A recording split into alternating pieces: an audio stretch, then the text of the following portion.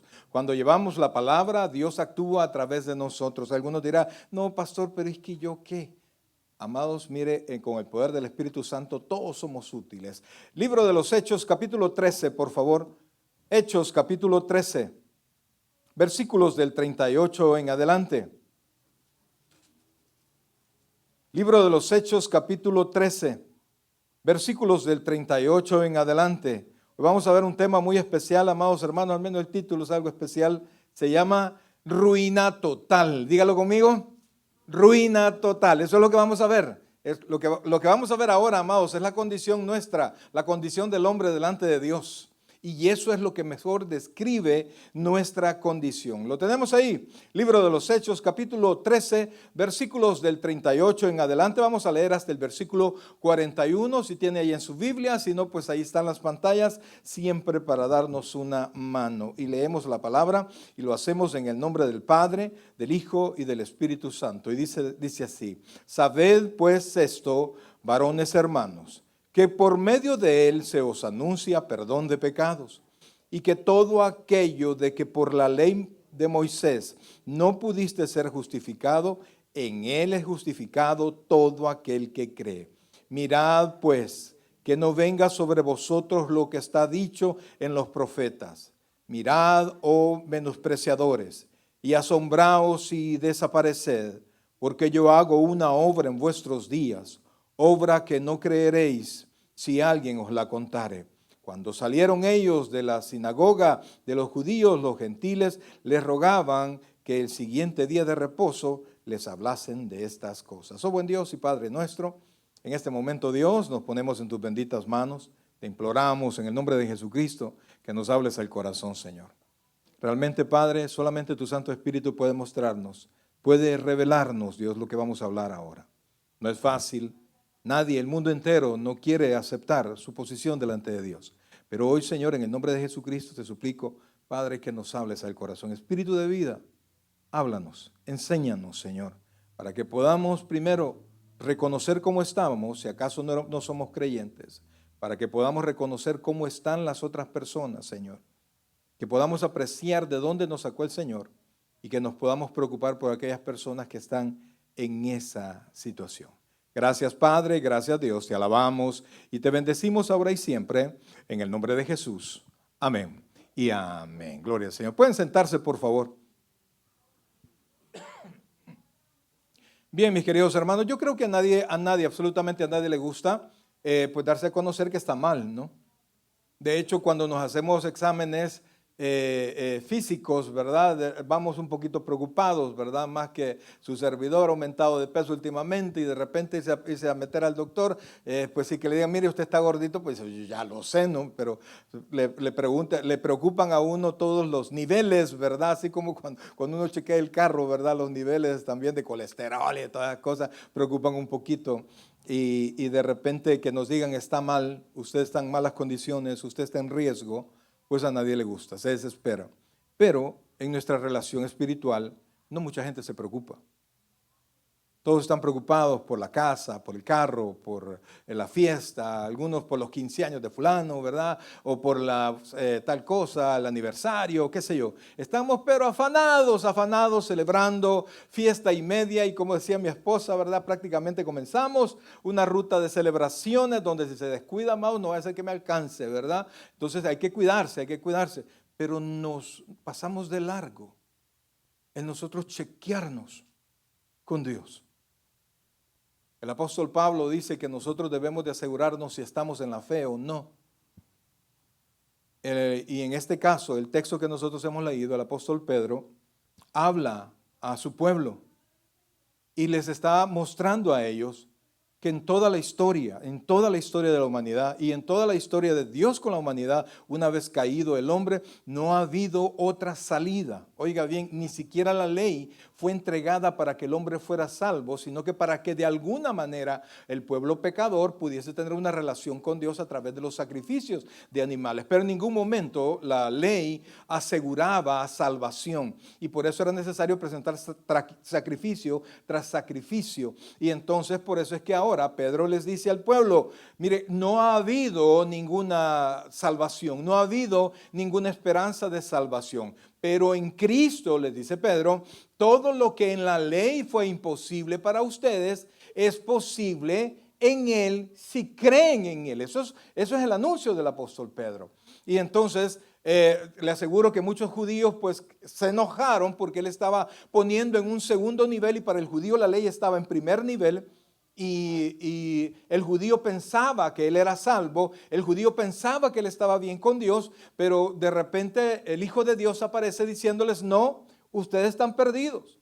Ustedes son representantes falsos de Dios porque no se desarrollaron correctamente.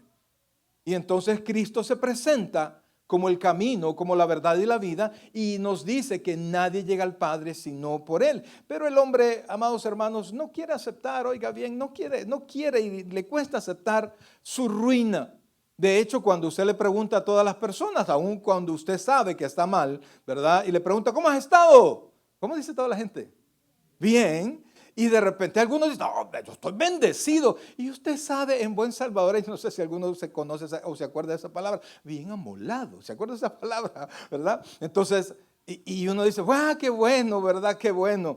Y entonces nadie quiere aceptar. Y el mundo menos. El mundo quiere libertad, el mundo quiere hacer lo que quiera. Hablábamos con la hermana Roxana, se las presento, la hermana Roxana, nueva hermana en la iglesia, viene de El Salvador. Pues hablábamos, ella me decía que está impresionada como el liberalismo que hay en este lugar y no ha visto nada todavía, no ha visto nada. 4 meses tiene en este país. Y entonces es cierto, ¿verdad? Pero el hombre quiere libertad para hacer lo que quiera, ¿verdad? Cuando el jefe no está en el trabajo, cuando el supervisor se aparta, todos los empleados toman una posición libre, ¿verdad? Se descargan de obligación, se alejan de la computadora, se alejan del mostrador y comienzan a actuar como ellos quieren que actuar. Cuando de repente regresa el jefe, inmediatamente todos se acercan a la computadora, todos se acercan a hacer sus labores, porque los ojos del jefe están sobre ellos. Pues yo le tengo noticias a usted y al mundo entero. Los ojos de Dios están sobre todos. No solamente sobre sus hijos, sobre todos. Y dice la Escritura que están sobre todos para dar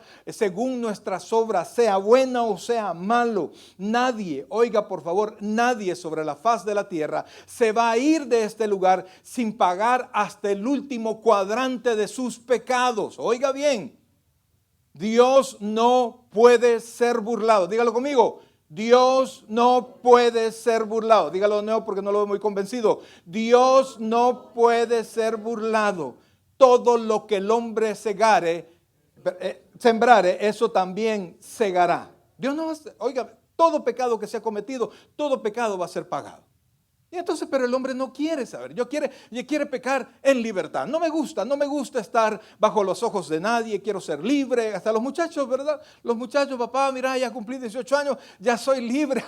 Vayas a trabajar, pues, no, pues entonces aquí me voy a estar, ¿verdad? Entonces, no quieren cierta libertad, pero no los requisitos que tiene la libertad. Entonces, pero Pedro llegó a anunciar que había esperanza para el hombre. Pero fíjese que hay una pregunta. ¿Qué tan mal está el hombre? ¿Qué tan mal está la humanidad delante de Dios? Hay una parábola en el capítulo 18 de Mateo, no la busque, solo se la voy a relatar, donde el Señor Jesucristo contó que un señor decidió pasar cuenta a todos sus deudores. Y entonces los mandó a llamar, y el primero que se acercó le debía, oiga bien, 10,000 talentos. Diga conmigo la cantidad, 10,000 talentos.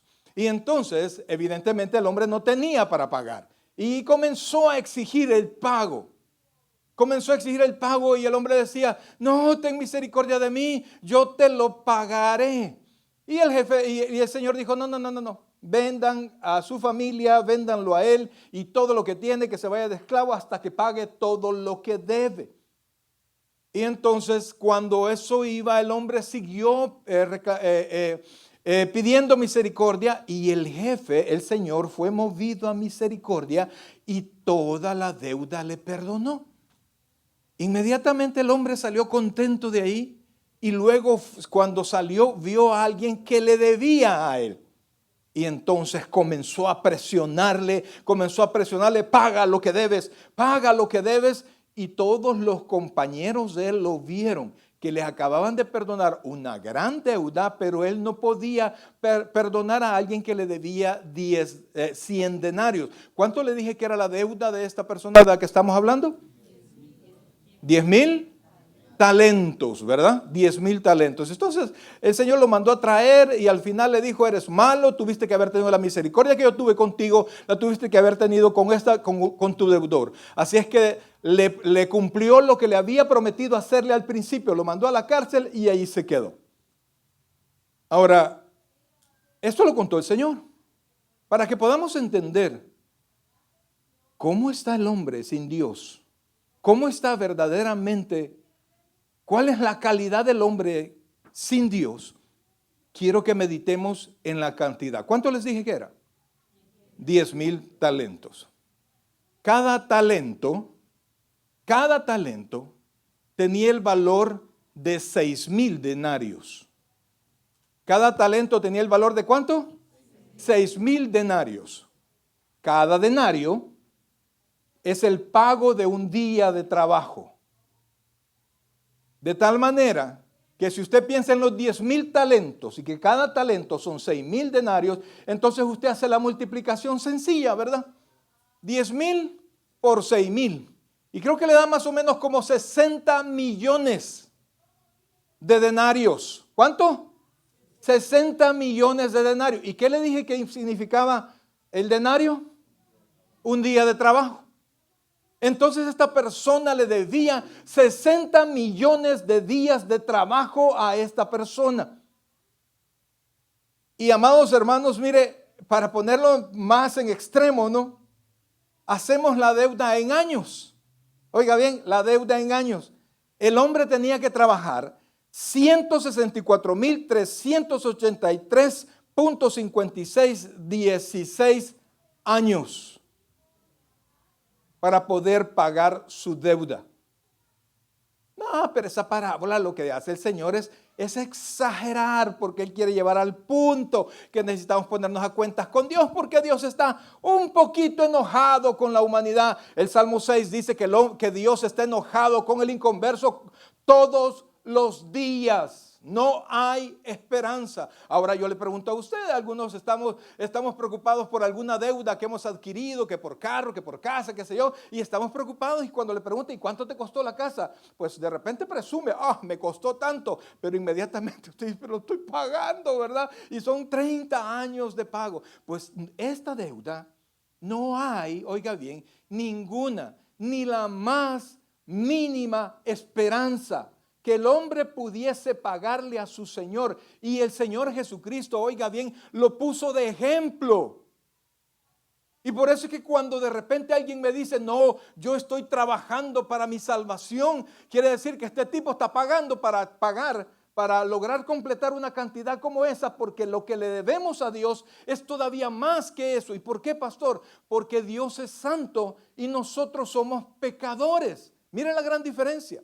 Y Dios no solamente es santo, sino que la Biblia dice que Él es santo, santo, santo. Y cuando los hebreos decían santo, santo, santo, es el superlativo de santidad. Es decir, no hay más santo que Dios. Y óigame bien, cuando Dios habla del corazón del hombre, dice que es engañoso, dice que es perverso, dice que es mentiroso. Entonces, un pueblo mentiroso no puede estar en relación con un Dios santo. Y por eso era que en el Antiguo Testamento había que presentar sacrificio tras sacrificio, porque sin derramamiento de sangre no se hace remisión de pecado. Entonces la sangre debía de correr. La sangre que era necesario que corriera era la nuestra. Pero para que pudiésemos vivir y mantenernos en relación con Dios, era necesario que la sangre de animales que corriera en sacrificio. Entonces, amados hermanos, esa es la condición del hombre delante de Dios. ¿Y por qué cree que se refiere a nosotros? Quisiera que si fuéramos a la parábola y veamos el Mateo capítulo 18, para que usted se dé cuenta que Dios está hablando de Dios y de usted. No somos aparte. Yo no tengo que ver en nada con esos 160 y no sé cuántos años de deuda. Yo no quiero decirle que sí. La Biblia dice, por cuanto todos pecaron, están ¿qué? Destituidos de la gloria de Dios. Su pecado nos aparta de Dios. Y para poder pagar ese pecado, no le alcanza, mi hermano, no le alcanza la vida. Oiga bien, no nos alcanza la vida para poder pagar la deuda que tenemos con Dios. Entonces, Mateo capítulo 18, versículo 33. Oiga esto.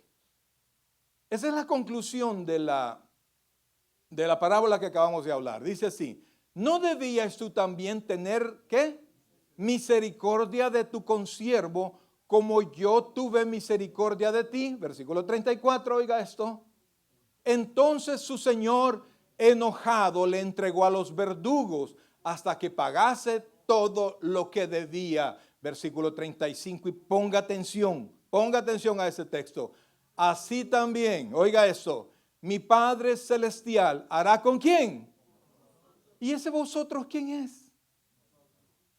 El que lo está diciendo dice vosotros, pero el que lo está leyendo tiene que decir nosotros. Entonces dice, así también mi Padre Celestial hará con nosotros si no perdonáis de todo corazón a cada uno, a su hermano, sus ofensas. Entonces, yo quiero resaltar, amados hermanos, quiero resaltar eso, quiero resaltar la deuda.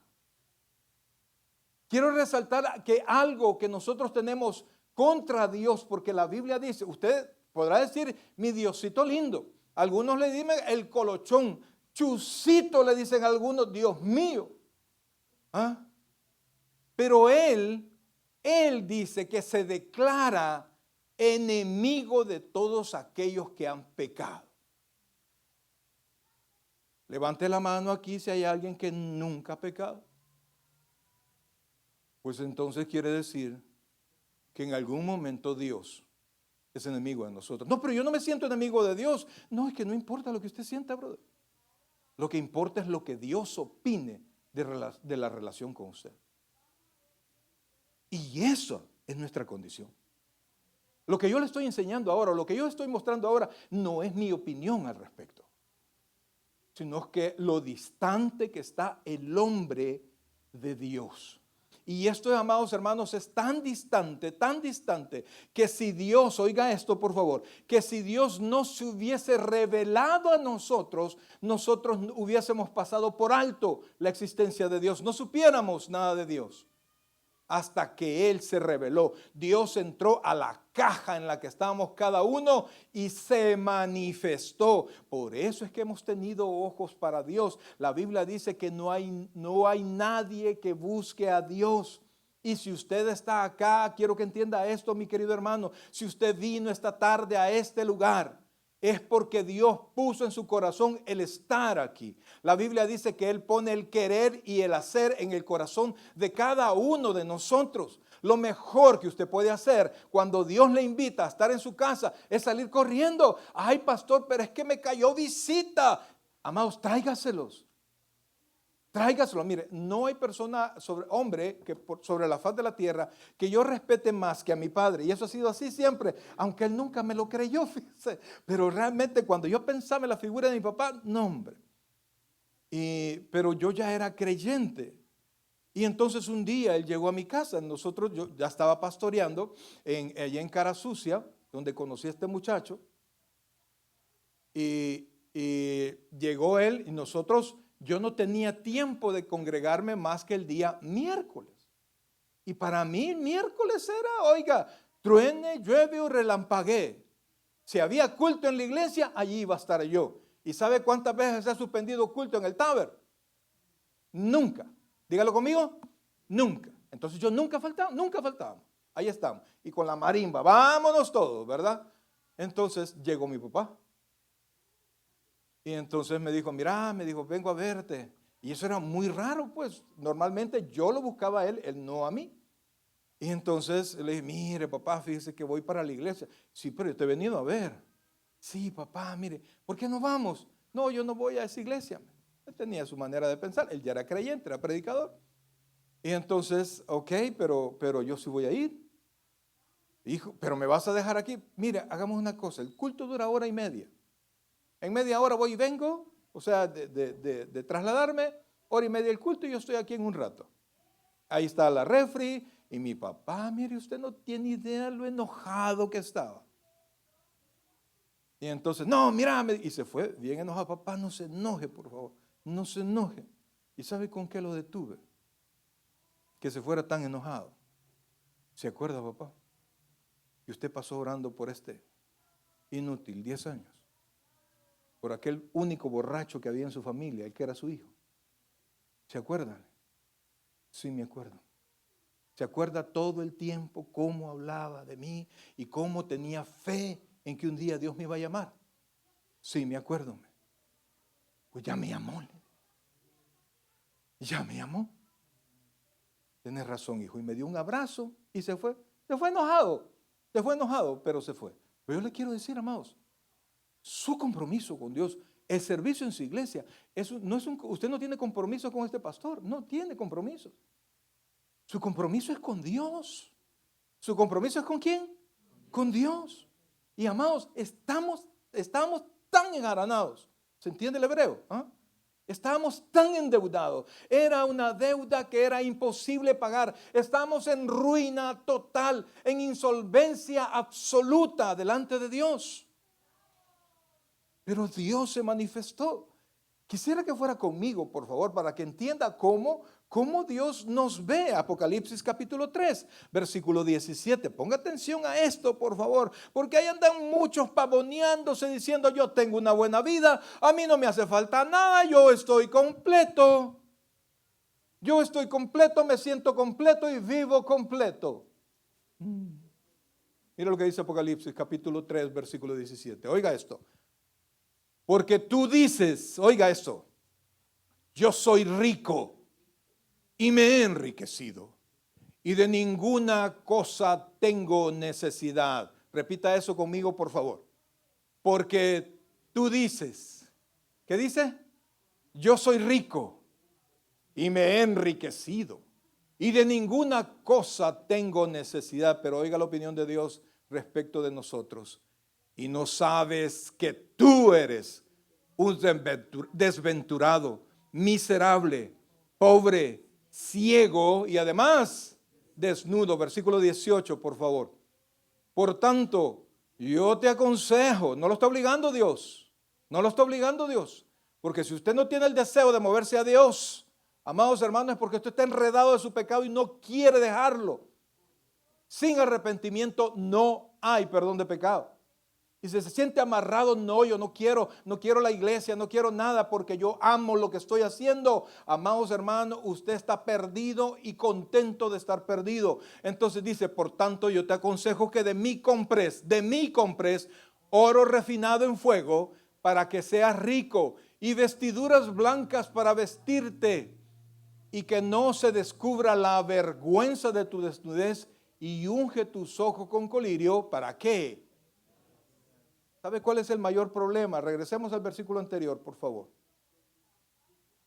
Dice,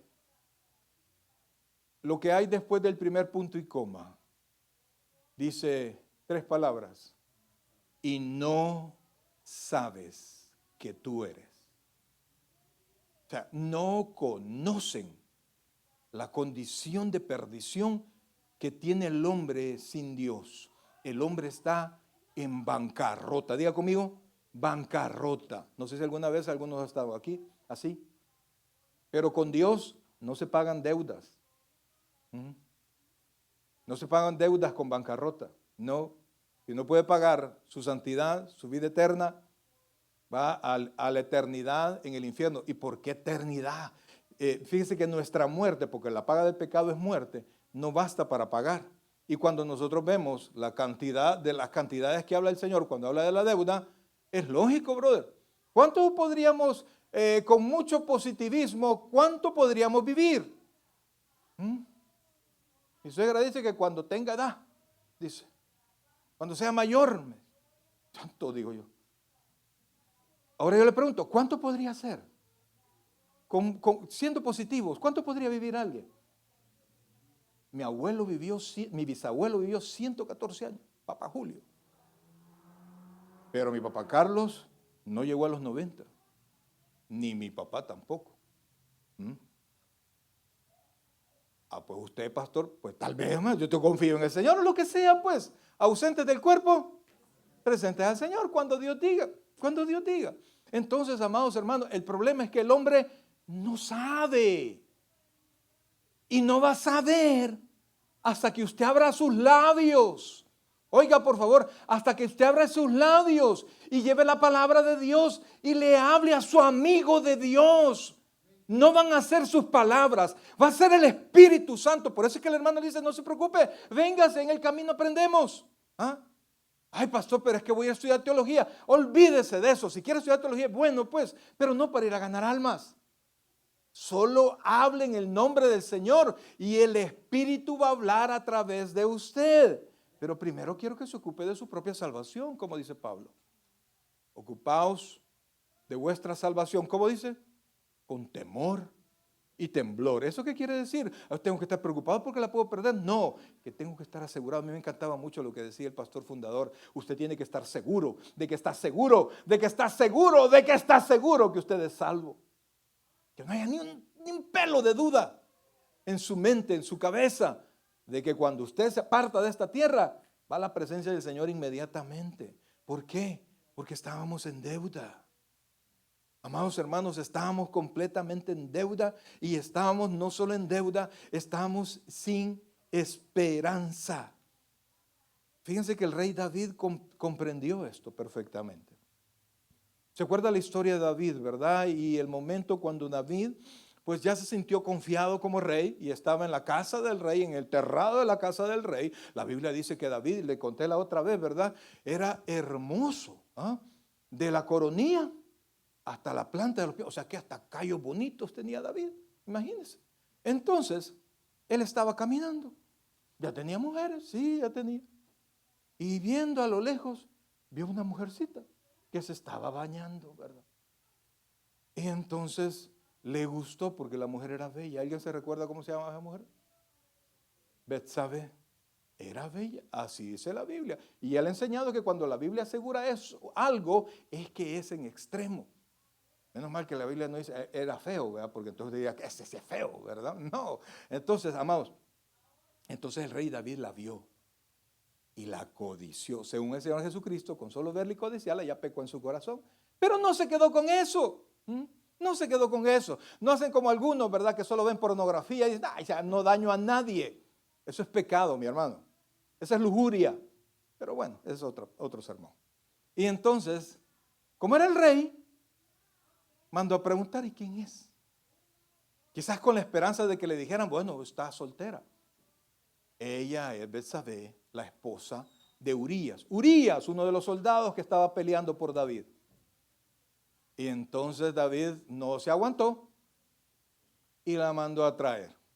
La Biblia no dice que Betsabé se resistió, ¿verdad? Es el rey, dijo, ¿verdad? El asalto es asalto y ni modo. Y entonces tuvieron ahí su relación. Y dice la Escritura que los dos se limpiaron su pecado. La Biblia dice en Proverbios que no hay rastro del hombre en la doncella. Después que se baña, pues ya, no, yo no, dice yo no, aquí he estado en la casa, ¿verdad? Entonces, pero delante de Dios no hay nadie que se pueda ocultar. Y a los días le mandó a decir, rey, estoy embarazada. ¿Y usted conoce la historia? Bueno, dijo, vayan a traer al esposo, vayan a traer a Urías, después de estar peleando por el rey. Lo trajeron a su casa con la esperanza el rey de que Urías viniera, si ahí estuviera con su esposa, como era correcto que estuviera, ¿verdad? Pero David estaba engañando, o sea que a su pecado de adulterio, él estaba sumando la mentira, la premeditación, y quería ponerle a su hijo a Urías, solo que le iban a hacer rubio, ¿verdad? Porque la Biblia dice que David era rubio. Y entonces Urías llegó a su casa, me imagino saludó a su esposa, pero era una persona consciente que sus hermanos estaban peleando en la batalla. Y Urías dijo, no puedo yo estar con mi esposa, disfrutar de mi casa cuando mis hermanos están en la batalla. Y se quedó de planta. Y le llegaron a decir al rey, ay, Urías, dijo, tráigamelo para acá.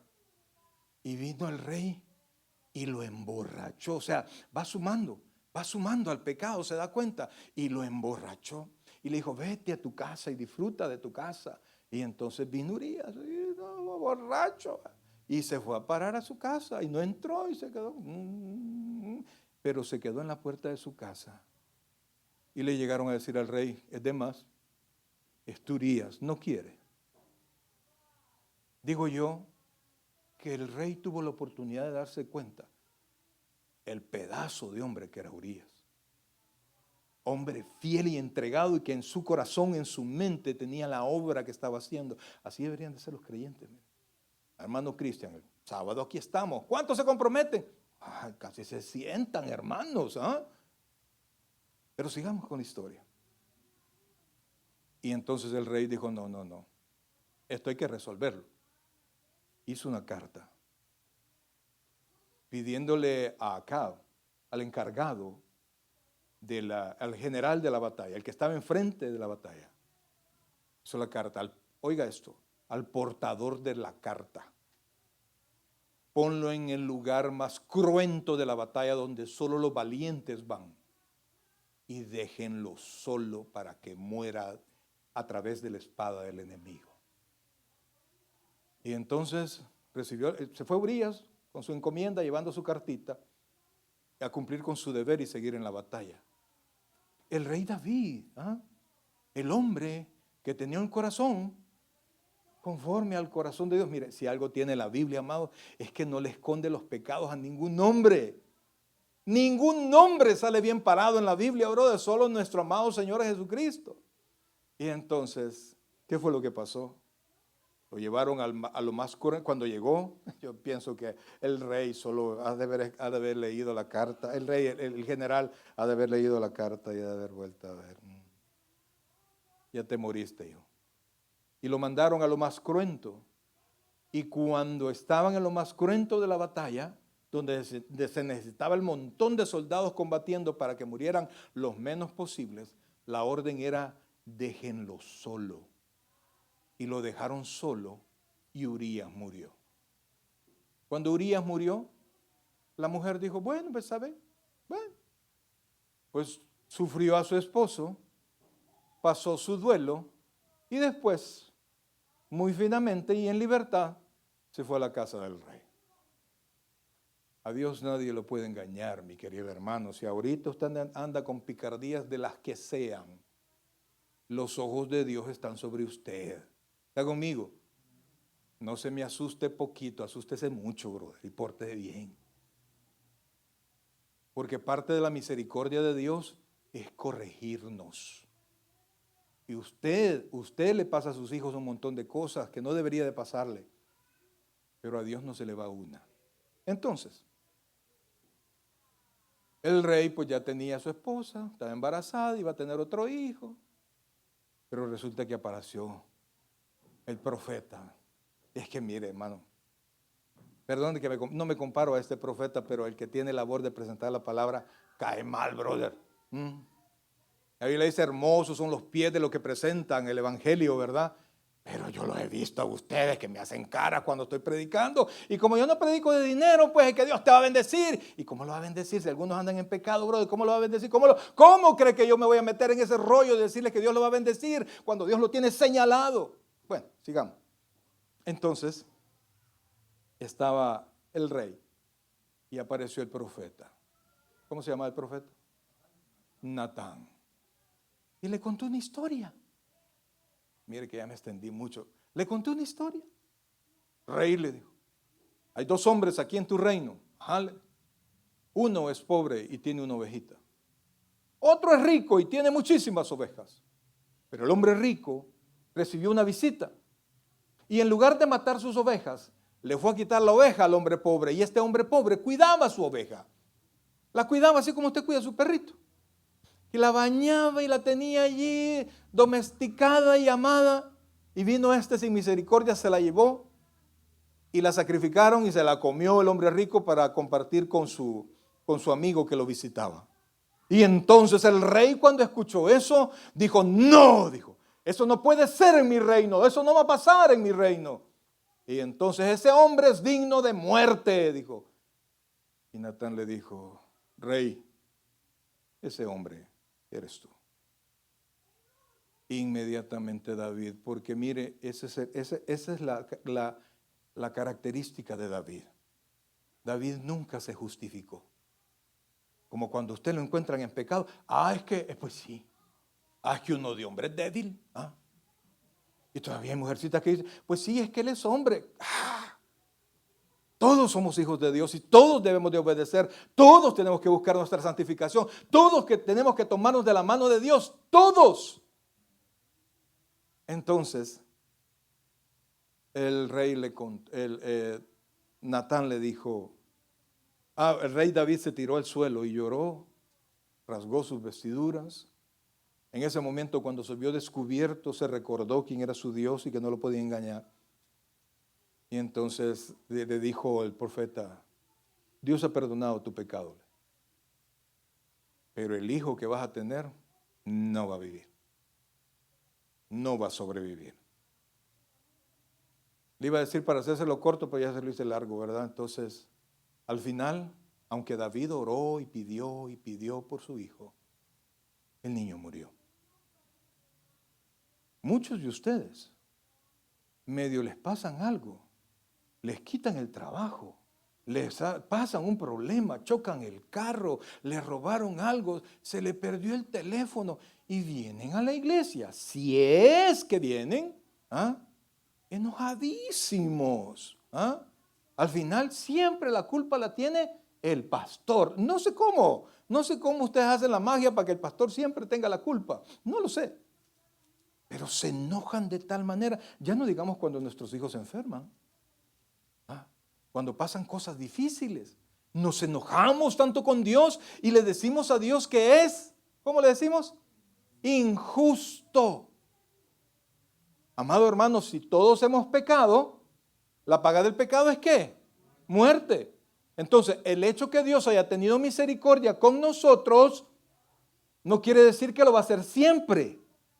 Si siguen sus andanzas, oiga, la misericordia detiene el pecado. No lo perdona. Detiene. La gracia lo perdona.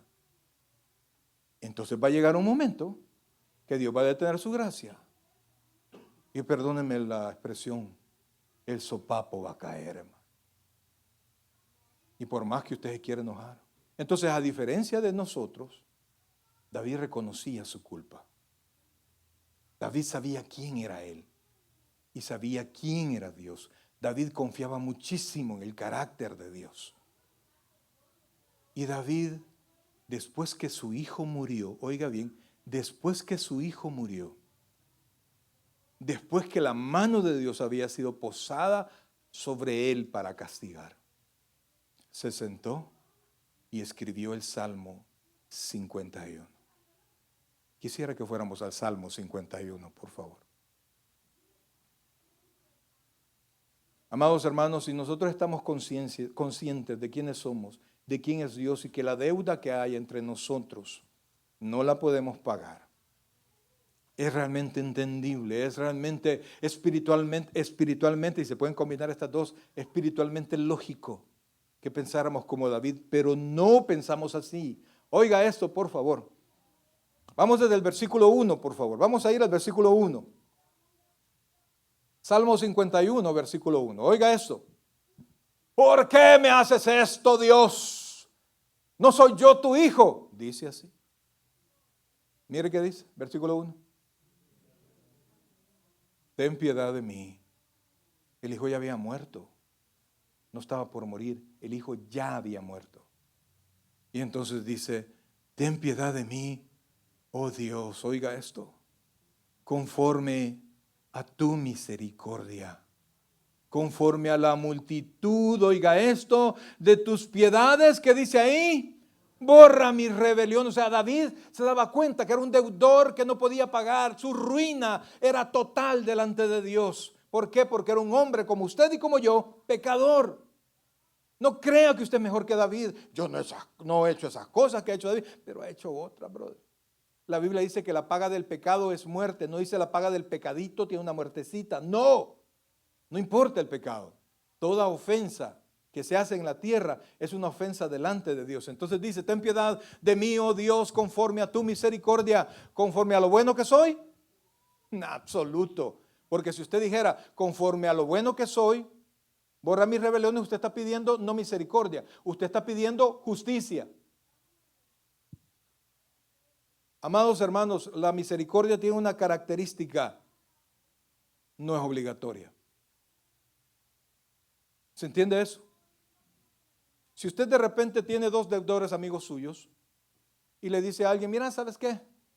No me pagues eso, pues así que quede.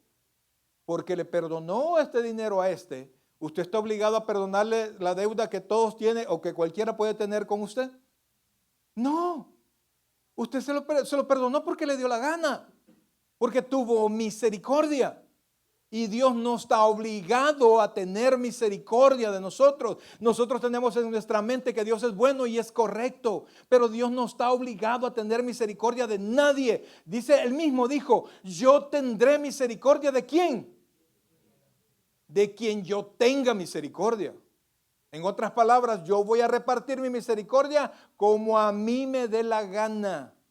Porque la misericordia de Dios no se merece, se recibe por piedad. Volvamos, sigamos ahí. Vamos al versículo 2, por favor. Lávame más y más de mi maldad y límpiame de mi pecado. David estaba consciente que él no podía, como deberíamos nosotros estar conscientes. Versículo 3. Versículo 3. Porque yo reconozco mis rebeliones. ¿Usted reconoce sus rebeliones, brother? ¿Aló? ¿Reconoce lo mal que se porta delante de Dios? Que aunque la gente no se da cuenta, porque lo hace en secreto, nadie se ha dado cuenta, solo Dios y usted. El problema es que Dios es el juez y es el ejecutor.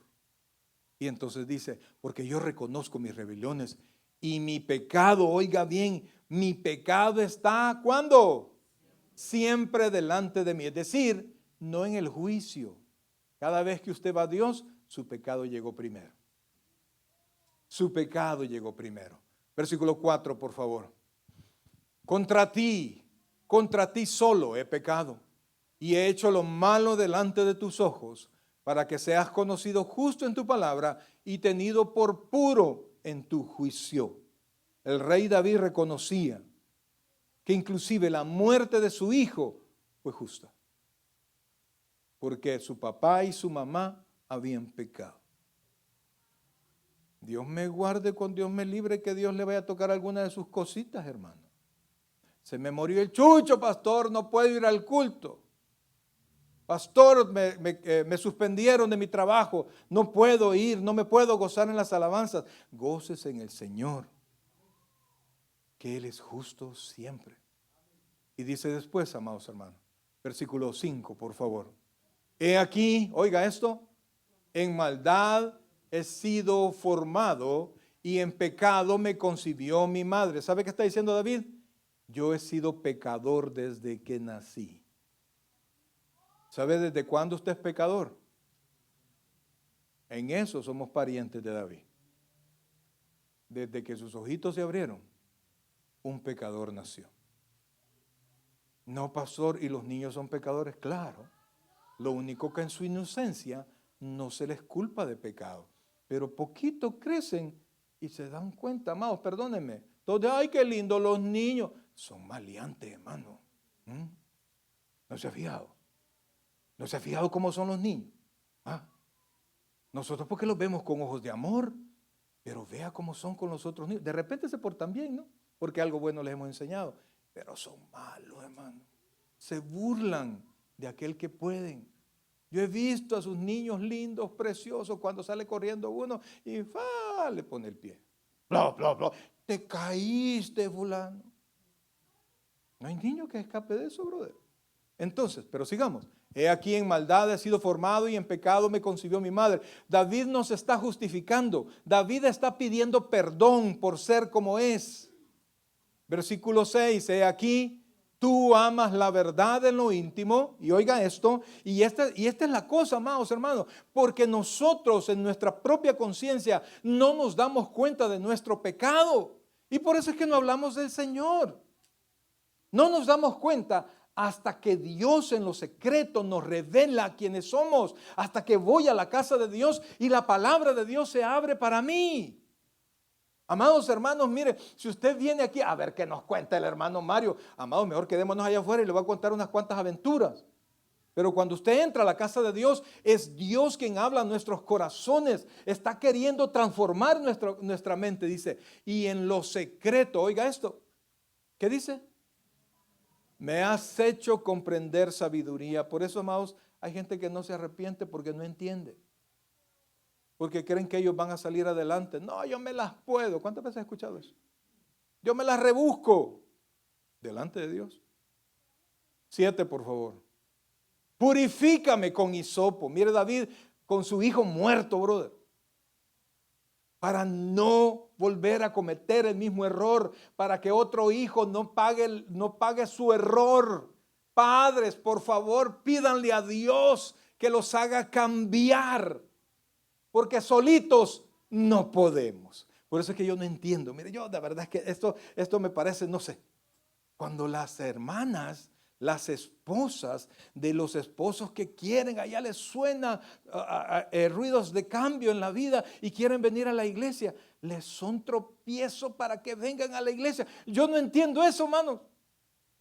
Si yo me voy de la casa de Dios y yo ya no me vuelvo a acercar a Dios, vuelvo a ser el mismo borracho, el mismo adúltero, el mismo mentiroso, el mismo exacto que antes era. Amadas hermanas, se lo va a volver a sonar. No lo aleje de la iglesia. Téngale paciencia. ¿Para qué vas a la casa de Dios si no cambias? ¿Cuántos han dicho eso? De nada te sirve a ti ir a la iglesia. Hermanos, cierre la boca mejor. Y permita que el Espíritu Santo cambie ese corazón pecador de todos nosotros los hombres. Y eso no lo vamos a lograr lejos de Dios. No lo vamos a lograr. Por eso es que el rey David decía, purifícame ¿con qué? Con hisopo. ¿Por qué con hisopo? Porque con el hisopo usted limpia todo lo que no alcanza con el dedo, ¿verdad? Así con cuidado y despacio para que aquello quede limpio. Solo Dios. Solo Dios. Y entonces dice, purifícame con hisopo y seré limpio. Lávame y seré más blanco que la nieve. Más blanco que la nieve. Mire, cuando yo pregunto, levante la mano los santos. Se quedan así, uno que otro la levanta así con pena, ¿verdad? Porque sí, porque no somos perfectos. Amados, no somos perfectos. Pero Dios está trabajando en nosotros. Confíe en Dios. Y entonces, adelantémonos al versículo 16, por favor. Porque muchos dicen, no, yo estoy trabajando para salvación. No, yo por eso estoy haciendo obras. No por eso yo me estoy portando bien, no por eso es que yo voy a caminar con un santo, con una cruz en la espalda y voy a caminar no sé cuántas cuadras y voy a hacer esto y voy a donar esto y voy a dar esto para que Dios me perdone porque yo quiero agradar a Dios. Yo creo que si le doy una ofrendita al pastor, agrado a Dios. Amados hermanos, si usted no lo hace de corazón y sin interés, sino que por agradecimiento, no lo traiga, bro. O bueno, tráigalo pues, pero hay que se vaya en la ofrenda, pero no va a servir para eso. No sirve para eso. Si usted no lo hace de corazón, si usted no lo hace en gratitud, amados, y usted está queriendo que Dios lo perdone, por eso que va a dar, mejor guárdese el dinero. Pues se fregó, pastor. No se fregó usted, brother. Porque es a usted quien no va a bendecir Dios. Entonces sigamos. Oiga esto. Porque, mire qué dice ahí. ¿Qué dice ahí? No quieres. O sea que Dios no quiere, no acepta. Porque no quiere sacrificio que yo lo daría. O sea, David le decía, dime qué quieres. Yo lo hago, yo lo pago. Yo lo compro, yo lo llevo, pero perdóname. Pero Dios le dijo, ¿y por qué cree usted que David lo sabía? Porque Dios se lo había dicho, no quieres. O sea, cualquier sacrificio que usted pueda dar, Dios no lo quiere. Dice, no quieres holocausto, versículo 17, y ponga mucha atención a esto, por favor. Los sacrificios de Dios, o sea, los sacrificios que Dios se acepta. Oiga esto, por favor, porque quiero recordarle de la deuda.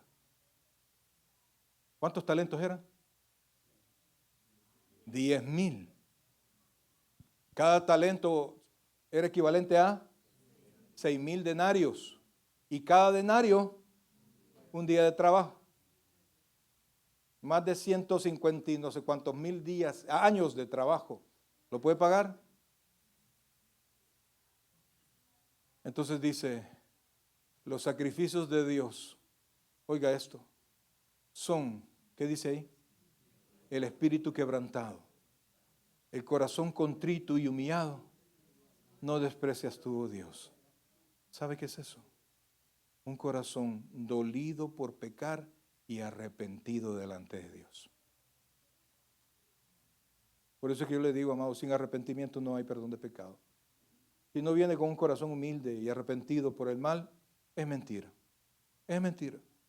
Va a volver a las mismas y usted puede aquí repetir como periquito, si su corazón no se arrepiente, amados hermanos, tampoco Dios lo ve a usted y lo perdona.